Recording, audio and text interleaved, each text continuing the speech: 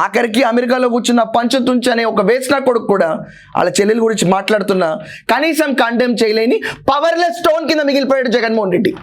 ఎవరిని కంట్రోల్ చేయలేడు అతను. అంత పవర్ లేకుండా నువ్వు ముఖ్యమంత్రి ఎలా అయ్యావు జగన్మోహన్ రెడ్డి? సాటి మహిళగా అడుగుతున్నా నేను, ఎందుకు రాష్ట్రంలో ఈరోజు నీ చెల్లి కోసం కూటమి ప్రభుత్వం నుంచుంటే నీకు సిగ్గుచేటు కదా? చా, ఇంత పవర్ కూడా ఉండదా నీ దగ్గర? ఏమైంది?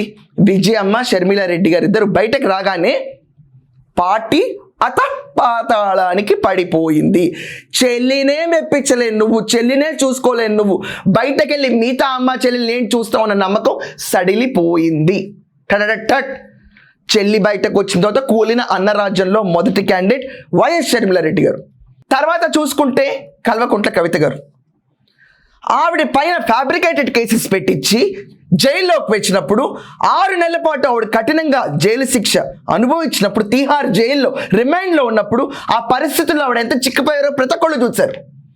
చాలా దారుణంగా చిక్కిపోయారు, మానసికంగా చితికిపోయారు. ఇది ప్రతి ఒక్కళ్ళు గమనించారు. గమనించి అలసిపోయి జనాలు ఓహో బీఆర్ఎస్ పార్టీ ఎంత వెనకేసుకొస్తుందో, కేటీ రామారావు గారు ఇంత పెద్ద గొప్ప మనిషి కదా, సోషల్ మీడియాని ఆయుధం కింద వాడి అన్ని ఎలక్షన్స్ని గెలుస్తారు కదా, ఈయన వీళ్ళ సిస్టర్ని ఎంత ప్రొటెక్ట్ చేస్తారో అనుకున్నారు. ఏమీ లేదు. చూసా, మాకే ఏమనిపించలేదు, నిజంగా ఈవిడికి ఏమనిపించలేదు అనుకున్నాం. ఆవిడ లేటెస్ట్గా ఇంటర్వ్యూస్లో బయటకు వచ్చి అసలు నన్ను ఎందుకు సస్పెండ్ చేశారో కూడా నాకు చెప్పలేదు. ఊరి తీసే వ్యక్తినైనా కూడా ఆఖరి కోరిక ఏంటంటే పిలిచి మాట్లాడతారు. నన్ను సస్పెండ్ చేసినప్పుడు నన్ను పిలిచి మాట్లాడడం కూడా మాట్లాడలేదు. అండ్ ఒకవేళ కేసీఆర్ గారు పిలిస్తే ఒక తండ్రి కూతుళ్ళ మధ్యలో ఉన్న బంధంతో వెళ్తాను తప్ప రాజకీయ కోణంలో మాత్రం నేను చచ్చినా వెళ్ళని చెప్పి యాడమెంట్గా కూర్చున్నారు ఈవిడ. ఇంకొక ఉమెన్ ఫోర్స్ కింద కల్వకుంట్ల కవిత గారు ఎదగడం మొదలుపెట్టారు.